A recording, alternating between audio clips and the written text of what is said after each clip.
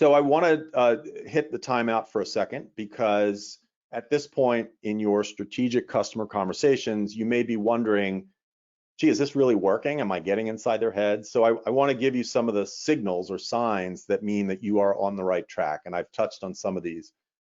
So if the person you're talking to says, before they answer, again, that's this means they're actually thinking, which is really good because, again, we don't want routine, robotic, cliche answers. We want thoughtful ones. They don't have to be really hard questions. We just want them to have to think because that's oftentimes where the insights come from. So this next one, I've lost count of how many times people have said, wow, that's a great question.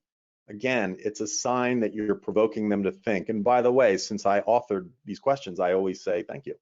And they usually get a laugh out of that.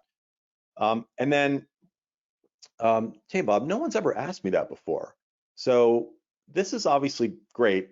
And if it's not obvious, I'll tell you why. Because it means you can get an insight that your competitors can't get. Your competitors aren't asking this particular question. So if you're asking the question, it reflects on your brand, your company's brand and your brand, because it shows that you're curious and innovative. And it also, again, gives you that competitive edge. And I'll give you an example of a question that really, so many times I've lost count that people have said no one's ever asked me that before, and it's very shocking, actually.